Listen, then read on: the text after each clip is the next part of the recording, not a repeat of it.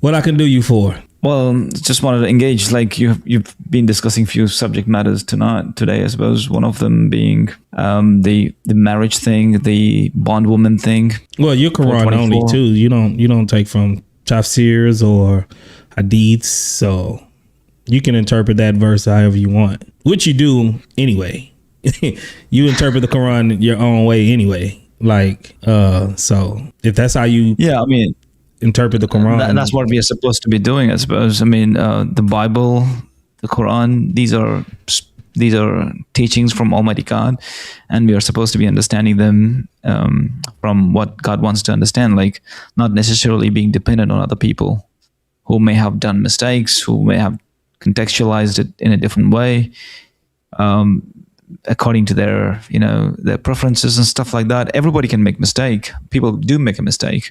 People are biased. So you don't believe that God can preserve someone from making a mistake in a certain subject matter? No, God never gives that guarantee to anyone. I'm not saying guaranteed, but to preserve. So did your prophet make a mistake? Was he able to make mistakes or not? Of course, prophet was a human being, just like Jesus was a human being, Moses was a human being. These were prone to making mistakes, but it's the favor of God who guides them and who teaches them despite their mistakes, the right thing to do. Right. Yeah. So you don't believe that so do you think that Muhammad never made a mistake as far as theology? No, Prophet Muhammad, God gave the theology through Prophet Muhammad, right? So Prophet Muhammad became the first person to obey Almighty God through or via the revelation that he received. What do you mean the first person?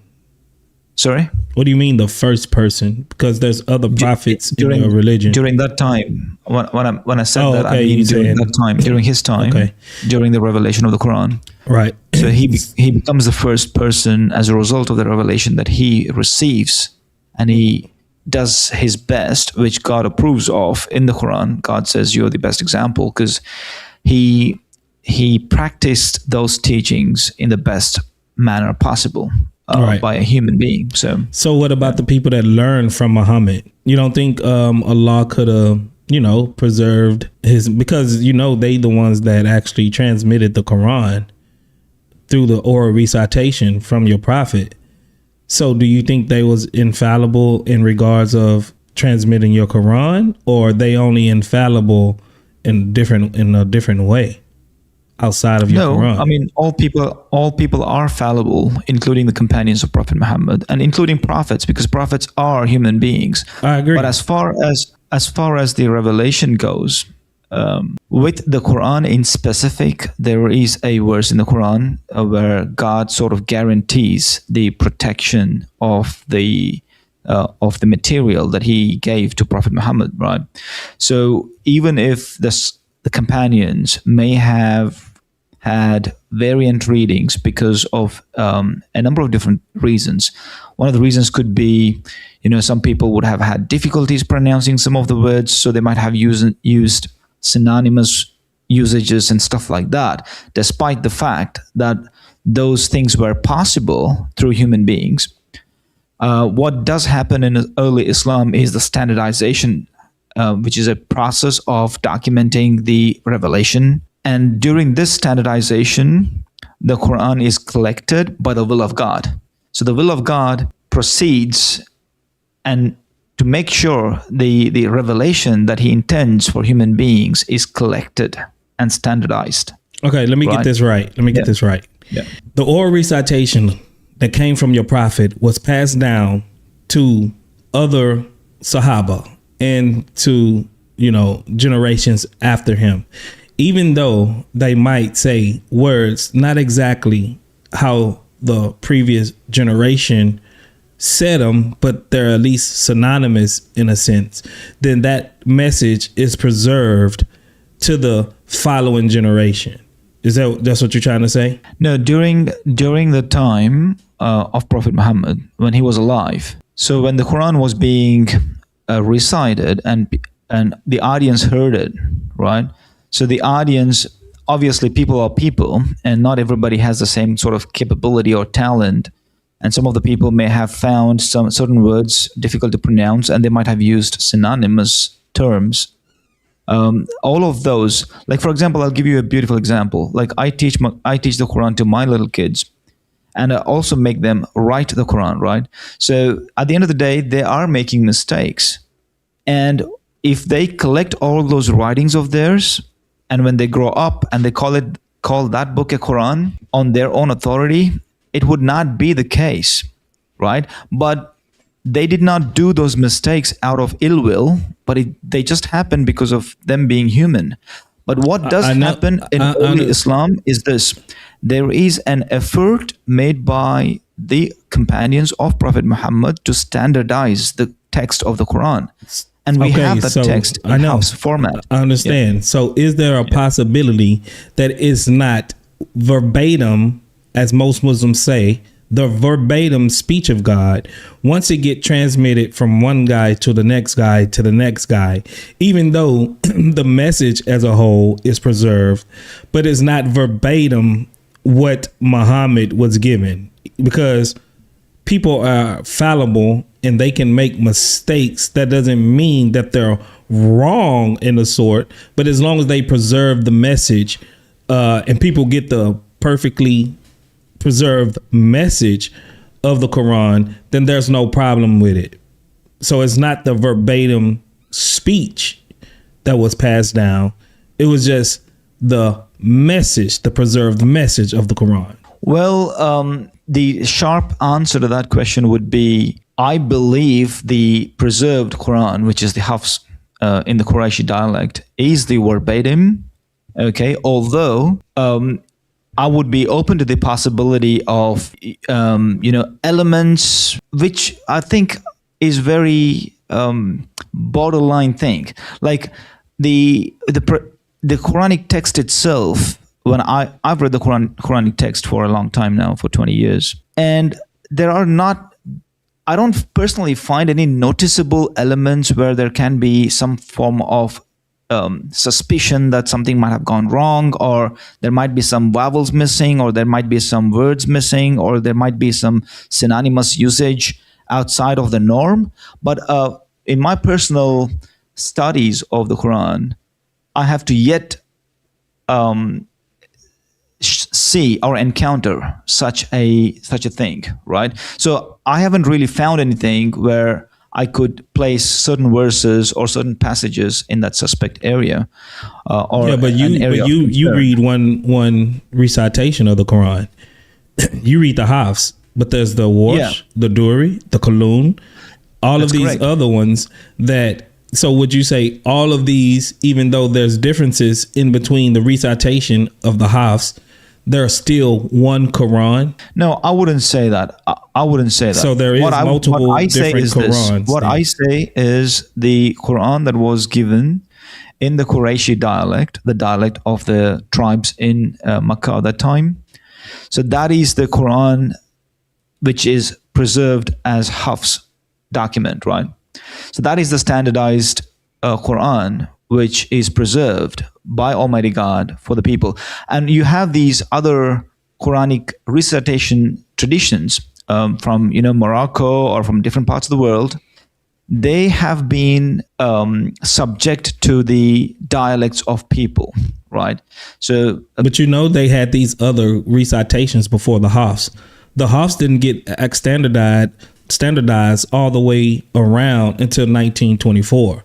So these other recitations was actually recited well before the Hafs, because the Hafs recitation of the Quran wasn't standardized until 1924. And the reason why this happened is because there was different recitations of the Quran. So when people read it, from different parts of the world, they actually said different things, had different words, kind of mixed up. So they said, okay, what we're going to do, Cairo, Egypt, we're going to standardize the Hafs version of the Quran. So it wasn't divinely decreed that the Hafs version is going to be the standardized version. It was someone, a council or someone came up with it and said, well, since we having these different recitations of the Quran, we're going to standardize this one Quran. So Allah didn't elevate Hafs over and make the Hafs the standard version. This is what people did. The people decided this in 1924. So who's to say that the Hafs is the more correct version when you have these other different recitations that will predate the Hafs and other people was reading them? Okay, the orthography that's called as the Uthmani orthography was indeed preserved by the companions of Prophet Muhammad. Mainly, Uthman gets the title of the work, like as if Uthman but there's no codex of Uthman's.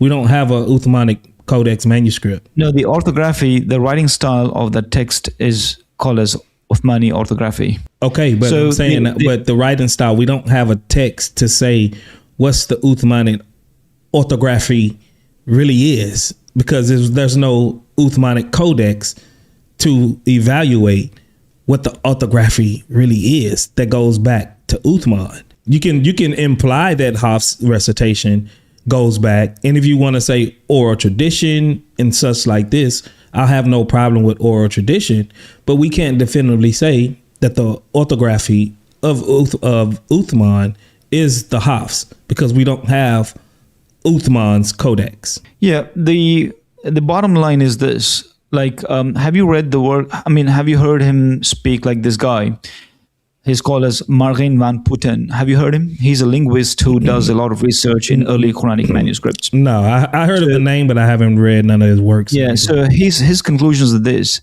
Like, even if you take some of the variant manuscripts of the Quran, there's hardly a difference that alters the meaning. You know? I know. So he concludes there is very little material that's not even contradictory. He says there's very little material that actually has some consonantal variance. Between what versions are we talking about? What recitations are we talking about? Between the Hafs or within the Hafs? Are we talking about the Hafs in the Kalun or the Hafs in the Warsh? Or are we saying within the Hafs itself? Are we doing it internally just on the Hafs, or are we comparing them to the other recitations? He's actually also comparing that to other sort of Quranic traditions, like the recitation traditions. So his conclusions are these: like you don't find a sizable or significant differences between these variants. There are, however, some of the variants are very marginal. They don't alter the meaning, and some of them are very limited to some of the forms of the verbs being used. So it's very limited. It's nothing even, if you want to compare that to how you have differences in the biblical manuscripts, it's not even close. So there's no contest. So, whoa. I mean, it'll be good to read his work. I just want to bring to the attention that earlier in this conversation, you said there's no that Allah did preserve it, and you believe that it's the verbatim. Speech. I believe this. When I brought up this other matters to you in these other recitations that differs from the Quran, now you're saying, well, it's preserved in the fact essentially that its meaning is the same. Like I said earlier, is the message preserved, or is the words verbatim preserved? And you went with the latter at first, but now you're going back with the former. So you believe that it is more likely the message, not the verbatim. The standardized Quran that we have, the Islamic world has, is basically what I'm saying is that's how God has preserved the text, right? But of course, there are some other recitations that have been propped up in different parts of the world that have that those things have happened, but that doesn't really mean they are competing texts and stuff like that. There is consensus in the Islamic world that the standardized Quran is the standardized Quran, and Muslims generally don't see those things as as concerning as we have things to do with the biblical manuscripts and the findings thereof, with which we continually update the manuscripts. We have right now, what do we have, NA 28? Or what are you talking about? Are you going to the Bible? No, I'm just giving you a comparison. Like, there's nothing like We are in But the thing- Islam, and we are not. I don't mean to cut you off, but I don't think not one Christian would argue against textual variances. We don't argue against textual variances, and the reason why we don't argue against textual variances is because we have so many manuscripts that we can actually decipher and tell what's supposed to be in manuscripts and what's not. The reason why most of the world know what's in our manuscripts because we allow them and we are honest about what's in our manuscripts. So if you read people like Bart Ehrman or his mentor Bruce Metzger, they actually agree that 99% of the variances within our manuscript tradition is just simple spelling errors or spelling differences. Now, then you have some viable differences or non-viable differences. That means that it actually have an impact on our theology, right? And that's only like a fraction of a percent out of these differences or out of these textual variances. So even though we do have variations within our text, it doesn't affect the theology of the whole. So that's why no Christian would say this is the verbatim speech of God and put ourselves in the corner. No one ever believed that. So if you do see these variances, now you're going to have to account for, well, which words did God actually say? Like the Quran, like the House rendition or the recitation of these, or the Wash recitation. So which one of these did Allah actually say? Because it's supposed to be the verbatim speech. This is where you have no wiggle room when it comes to Quran and manuscripts.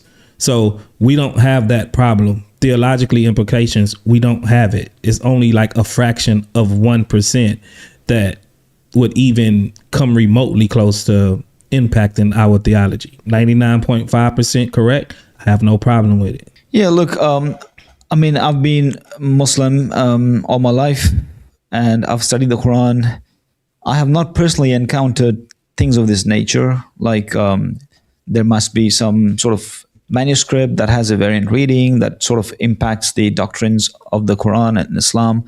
We never come across these things, partly because the standardization of the Quran in Islam has been sought very early on.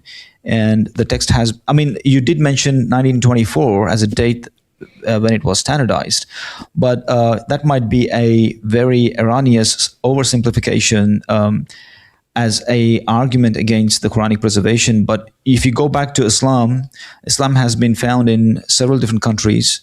And there are manuscripts. In India, for example, they found a manuscript that was basically written using some form of gold embellishment during the time of Aurangzeb, which really goes before 18th century. Okay, so if experts are finding these materials and they are able to find variations, that's when those claims of polemics against the Quran's preservation would become credible for us to inspect and look into. But so you don't hold to the perfect preservation, letter for letter, dot for dot preservation of the Quran. No, look, like the standard Islamic narrative that most people hold to. What I do believe is this: that the Quran, as being recited, which is a standardized Quran, is a verbatim word of God. But that's what I'm saying. Which one? Which one? Is it the Hafs, the Warsh? Do you know? Have you ever? I know you probably seen Jai and DOC. You know that channel? John DOC? Jai, Jai and DOC. Jay, I've heard him. Jay, yeah. Yeah, Jai and DOC. The guy who says Kaaba was in Petra or something like that. No, that's probably J49er you're thinking about. I'm talking about Jai and DOC. They're a couple. They both speak Arabic. They both know the Quran backwards and forward, and they know the grammar structure of the Quran.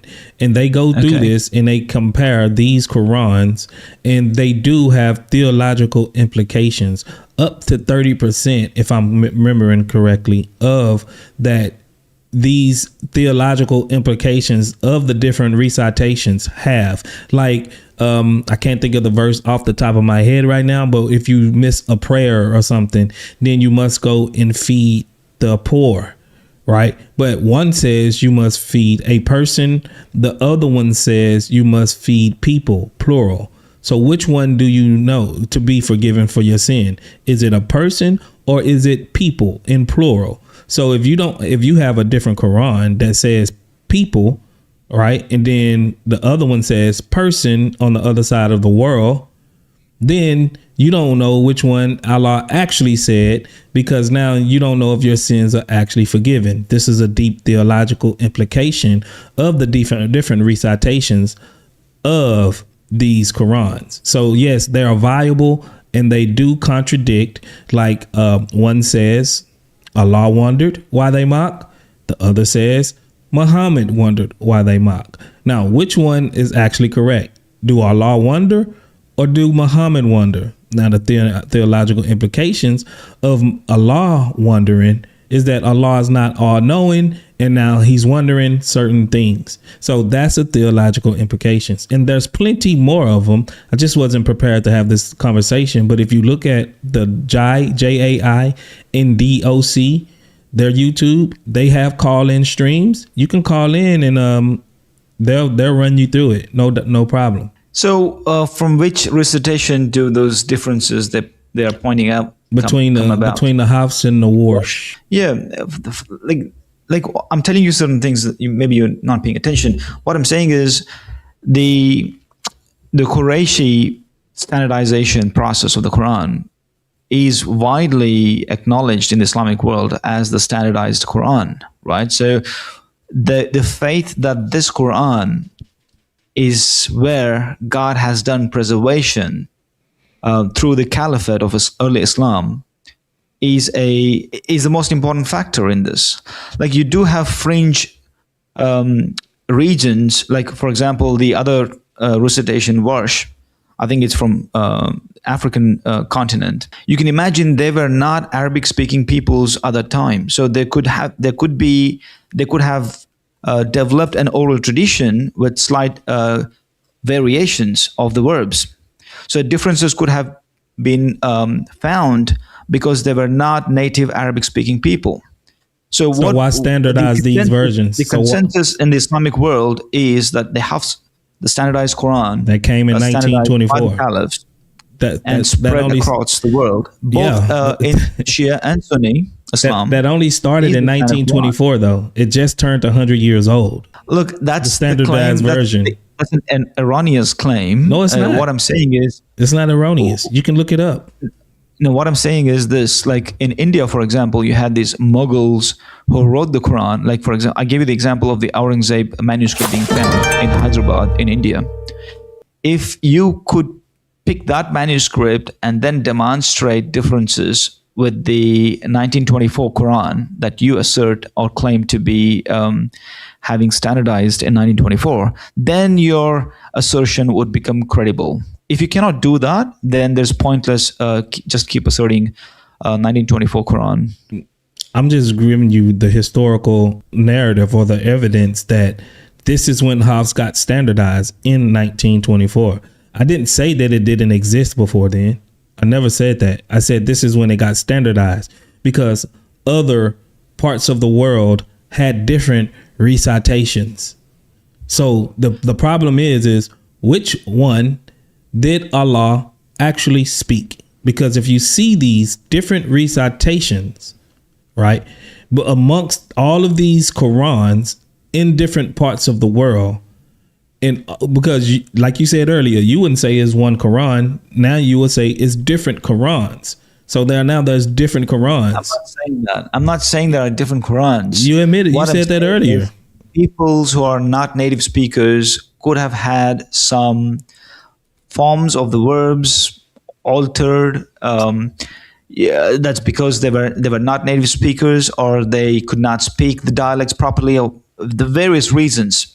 But what is important is that the Islamic world has one Quran. Both the Shia and the Sunni have one Quran. there's never been a disagreement between these two major factions in the Islamic world. And that's how. And be clear, that's the Hafs Quran, correct? Quran. To be clear, that's the Hafs Quran, correct? Yeah, I think so. Yeah. Okay.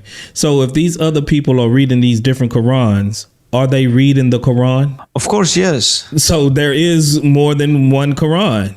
Look, you can't get out of it. That's what it is. If you want to just think in those lines of pressing charges against the Quran, that the Quran is different just because a verb has a slightly different form, where you not just that. whether God wondered or whether Muhammad was wondering, that really is not a different Quran, right? Hold on. So really one can say Muhammad was wondering, and then one can say, Quran, if it preserves. Hold on. Let's not blow past that.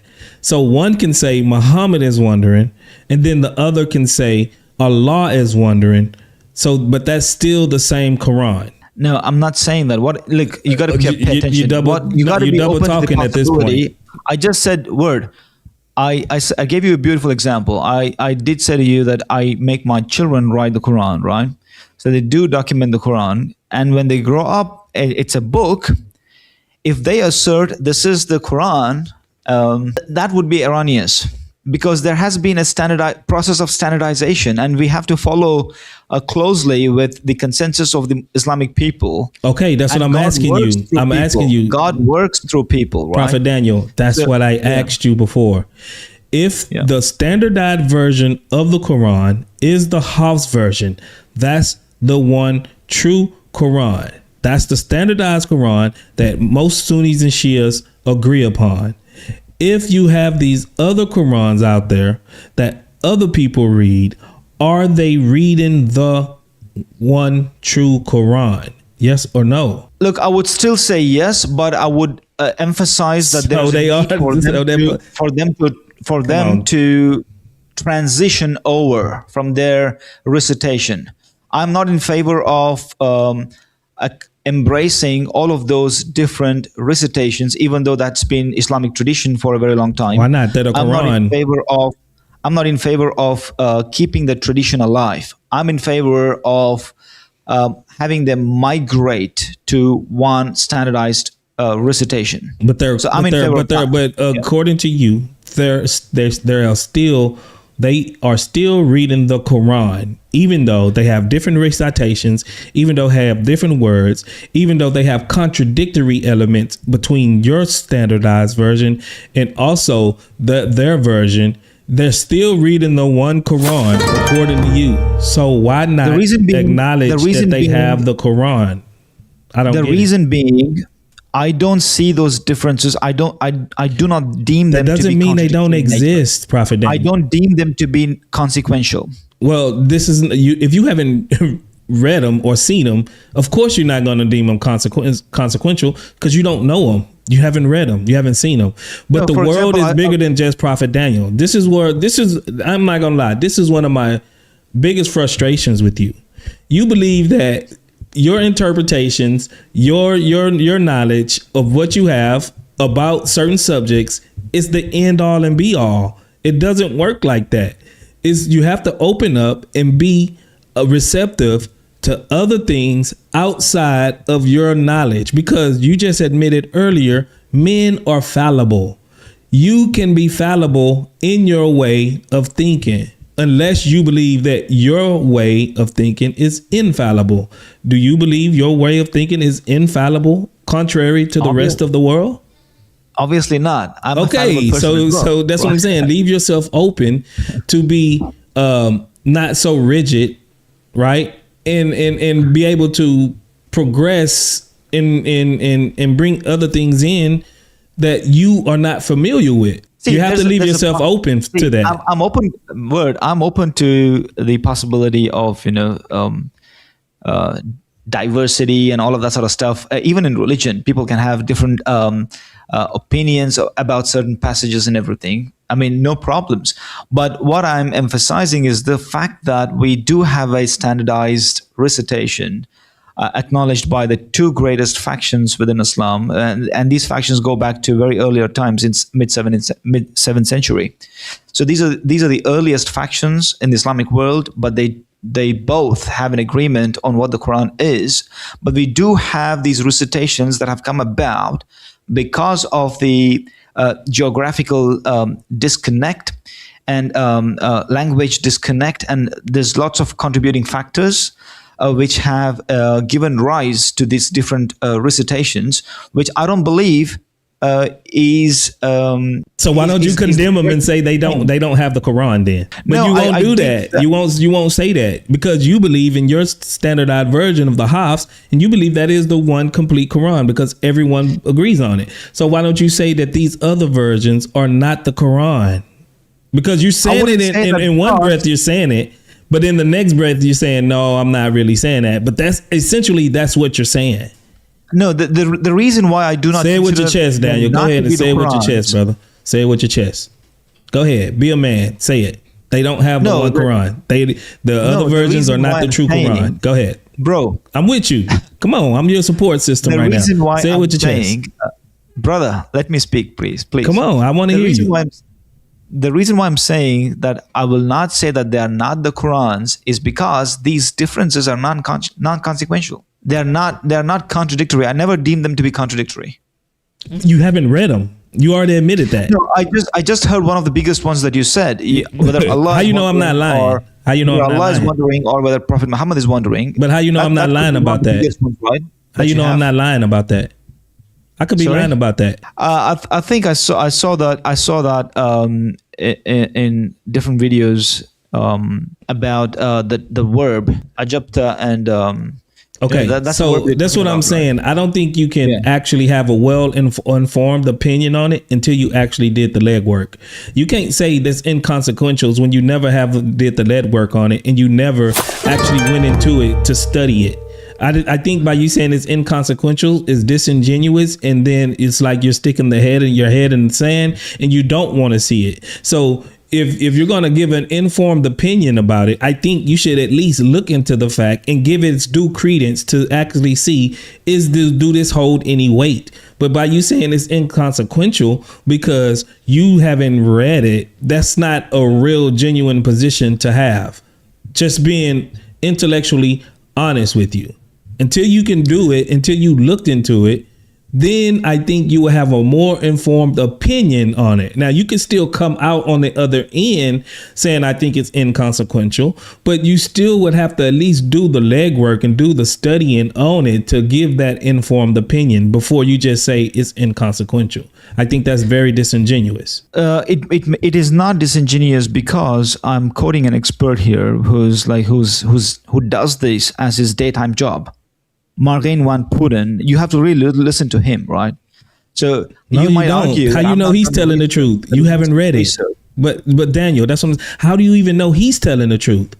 You haven't read the work. You haven't did it yourself. You just can't say an expert did. That's a appeal to authority fallacy. That's a literal fallacy. I can say just because someone, a professor or something, say something, they're wrong. They're infallible. And you admit it, people can be infallible. But when you want to lean on them, you can say, oh, I'm not going to do it because now I trust on him. He's infallible in this subject. No, if he's fallible across the board and he's a human, then he could be making mistakes. And then this is just a judge opinion. This is okay, but this is just his opinion. Someone else can read these same texts and say, this is an expert opinion word. Okay, but at the end of the day, it's an opinion. Got an expert opinion on it. Yeah, but at the end of the day, it's just an opinion, because you can have other experts that examine the same evidence in the same text as him and come up and say, well, this is consequential. But if you want someone to tickle your ears, then you're going to listen to him. Now you're just picking and choosing. Now it's just a scholar for $1. I'm not picking and choosing. I'm open to listening to everybody who has a say in this matter. And what I'm saying, after all, is, even if I conclusively make some remarks, you would go and say, look, you're not the expert in linguistics and investigating early Quranic manuscripts. You are not, because you have not done these studies. Ultimately, you would make that statement. That's the reason why I'm telling there are experts who are doing this job. And one of them is Margain van Putten, who's not even a Muslim.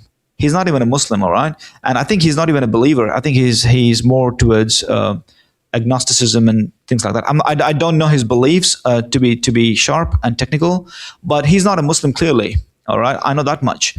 Now he's an expert who's been given awards and funding from universities, elite universities in the Europe, and he does this as his daytime job. That doesn't make we him are better correct. off. We both are better off to listen to him. And if somebody has beef with it, like the guy that you're telling me, Jay, he has to probably go and have a dialogue with him about. He don't have to do that. He can make an informed opinion on his own.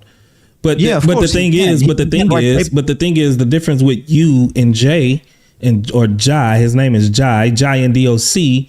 He's actually did the legwork. He actually speaks Arabic. He actually has the sources. He's actually done these things. You haven't. So, but you're just leaning on the opinion of a said expert or scholar, and you're fully putting your trust in what he says without you yourself doing the legwork. That's the only problem I have with you. If you said, okay, I don't have no problem with these differences in the right recitations because I've actively looked into this and I've actively studied it, then okay, you have your well-formed opinion. But if you're going to sit up here and say, no, I didn't look into it and I'm only going by Martin Van Putten, right, his interpretation of what he thinks, then I think that's being disingenuous, because we know most people are fallible and he can have a objective, or you never know. Look into this stuff yourself. Brother, he's an academician. Why would I be disingenuous to trust in his expert thesis and work? Because he's not God. Because he don't. No, he's an academician, brother. Okay, he's doing it as part of his academic work.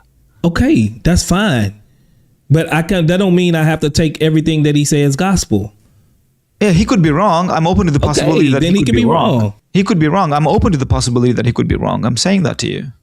Okay, so why don't you go and fact check for yourself? I mean, I'm most willing to do that. And if you have this Jai DOC, if he wants to, no, just go. You can come up on his channel. Write his channel down. JAI. Can you do that in the text, please? Here. Say what? Hey, someone link Jai and DOC's channel in the YouTube chat for me, please. You see, there it goes. Alyssa G. She just posted it. Sub to him. Sub to them. Your chat is like going bonkers. Can you do it in the private chat here, please? All right. I put it in the private chat. Oh, brother Chris here.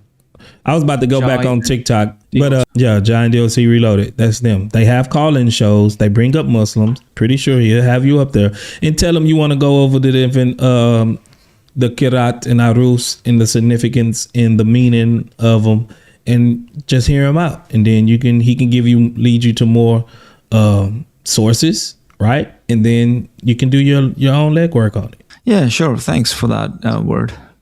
Yeah. I had a question for Daniel, though. All right, I'm gonna give it about 5 more minutes because I'm gonna go back on TikTok. I just have one question, and then you could drop him, say bye to him. The only question I got for him is: you're a Quran-only Muslim, Daniel. Why are you going outside of the Quran to provide evidence for the Quran? Well, I'm not.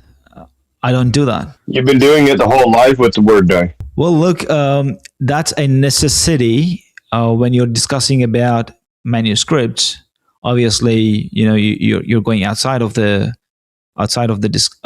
subject to sort of build the evidence for it. But concerning theology, concerning faith matters, religious doctrine, I would restrict myself to the Quran. So you're saying that you have to go outside of the Quran to prove the Quran is from Muhammad? No, I'm not saying that.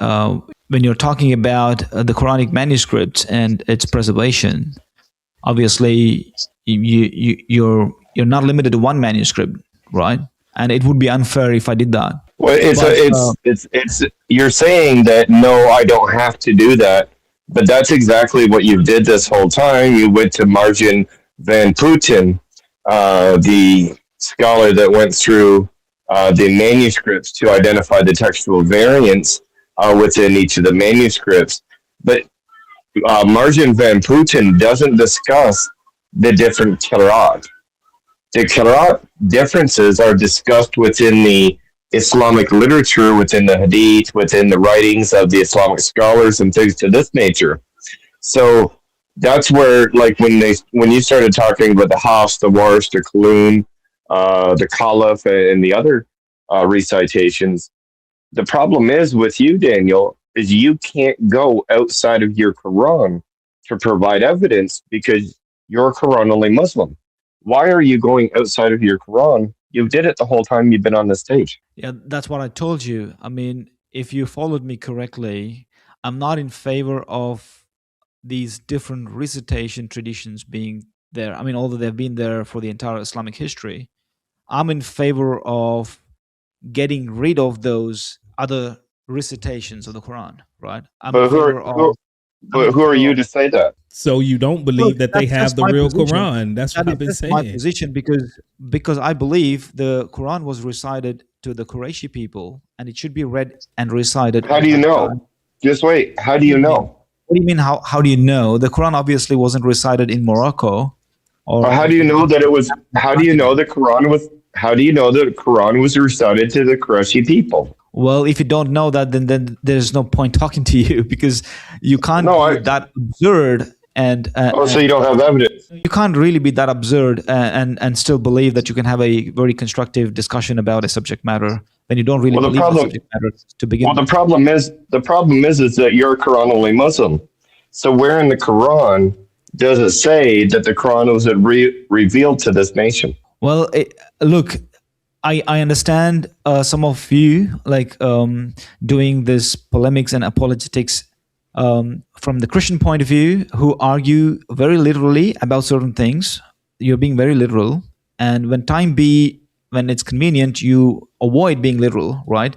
But there is, I mean, if you read the Quran, it becomes very obvious to whom it came, where it was given, who were the target people. All of that information is found there. But if you want something in your own way, like I would ask you this: if the Hebrew Bible doesn't say that God's language is Hebrew, then why should I believe that the Hebrew Bible to be the Word of God? See, the problem is that I'm not limited to. See, Daniel, give me 1 second. Give me 1 second, Daniel. So I'm not limited to the Bible alone, and that's the problem with you. I can use history, and I can show within history where certain things happen, and I can accept that. The problem with you is you are limited only to the Quran. That's the difference between my view and your view. So quit trying to mix that up. Why do you keep going outside of your Quran to try to prove your Quran true? That was the original question I asked. And you've been talking with TheWord&I for 20 minutes. And that's what you've been doing the whole time. Those are inherently two different questions, two different inquiries that you're trying to make me. One thing you're asking me is, how do you prove the Quran to be true? And why do you have to go outside of the Quran to prove the Quran to be true? Well, I don't do that. It's the same question. I prove the Quran to be true from within the Quran, right? But you didn't. When the question that I was having a conversation on with Word&I was the preservation of the Quran. And that's completely a different subject matter. I'm trying to prove the Quran to be true through preservation. If something has been absolutely preserved, that doesn't really mean that the document is true or has truth in it. Just preservation alone does not sanctify a document to be objectively true. It can have. So then why did you in Word start talking about preservation? I don't know. It just Word came up with that subject matter. I really want you to go back and look into that in Word's live stream, because what makes the Quran to be true, what makes Islam to be true, and you started going with the preservation. You and Word talked about preservation the whole time. I don't think so. That's the starting point. Word is here, and Word can pitch in and tell me why he started this subject matter. He might be discussing on TikTok right now. Yeah. Okay. All right. So, all right, but that's all I wanted. That's all I wanted. Yeah, I have a question for you, though. We're not going to continue the debate. That's fine. Are you the same person that I spoke to with Albi Al with on TGT? Yes, I am. Okay, you're the same person, right? Okay, I often get confused when I hear you on. Do you also come on SFT's channel and discuss evolution there on with Donnie?